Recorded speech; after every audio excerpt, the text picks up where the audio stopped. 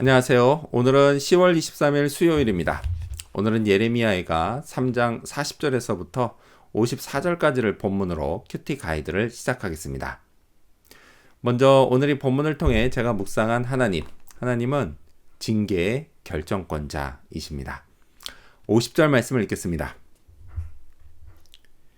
여호와께서 하늘에서 살피시고 돌아보실 때까지니라. 자, 징계가 언제 끝날지는 하나님이 결정하십니다. 그때를 앞당길 수는 없을까요? 저는 있다고 봅니다. 왜냐하면 하나님은 죄인들이 심판을 통해 어떻게 변화되어 가고 있는지를 보시기 때문입니다. 40절 말씀을 읽겠습니다. 우리가 스스로 우리의 행위들을 조사하고 여호와께로 돌아가자. 하나님은 죄인들이 자기들의 행위를 다시 살피길 원하십니다. 스스로 말이죠. 억지로 마지못해 잘못했다고 하는 게 아니라 자발적으로 자기의 죄를 깨닫고 회개하기를 원하십니다. 자, 이 회개하는 마음으로 하나님을 울어보기를 원하십니다. 41절 말씀을 이어서 읽겠습니다. 우리의 마음과 손을 아울러 하늘에 계신 하나님께 들자. 자, 이건 하나님의 하나님 되심을 인정하고 항복하는 겁니다. 자, 이렇게 하나님은 죄인들이 새롭게 변화되어 하나님께 돌아오고 손을 들길 원하십니다. 이런 진심 어린 변화의 모습을 보시고 징계를 그치십니다. 당신의 백성들을 다시 돌봐주십니다. 그렇기 때문에 하나님의 징계의 목적은 징계 그 자체가 아닌 변화에 있습니다. 자, 그렇다면 계속해서 오늘 이 본문을 통해 제가 발견한 인간의 모습 어떤 게 있을까요? 오늘은 백성들이 불쌍해서 우는 선지자를 볼 수 있습니다. 48절 말씀을 읽겠습니다. 딸 내 백성의 파멸로 말미암아 내 눈에는 눈물이 시내처럼 흐르도다. 아들과 딸 중 누가 더 소중할까요? 참 어리석은 질문입니다. 자, 그래도 딸은 연약한 여자이기 때문에 아무래도 좀 더 소중히 여김을 받아야 할 것 같습니다. 자, 이런 딸이 고통을 당하면 아빠의 마음은 한없이 아픕니다. 예레미야는 백성들이 당하는 고통을 이렇게 느끼고 있었습니다. 자, 그의 눈에서는 눈물이 시냇물처럼 멈추지 않고 계속 흘렀습니다. 이런 예레미야를 사람들은 눈물의 선지자라고 부릅니다. 51절 말씀을 읽겠습니다. 나의 성읍의 모든 여자들을 내 눈으로 보니 내 심령이 상하는도다. 그는 무너진 성읍의 여자들을 보면서 마음이 한없이 아팠습니다.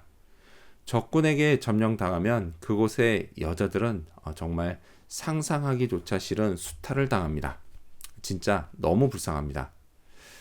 역사 이래로 여자들은 줄곧 사회적 약자였습니다. 국가의 운명을 좌우하는 일에 별로 영향을 미치지 않는 존재들이었습니다. 하지만 나라가 망하면 가장 큰 고통을 여자들이 당합니다. 얼마나 억울할까요?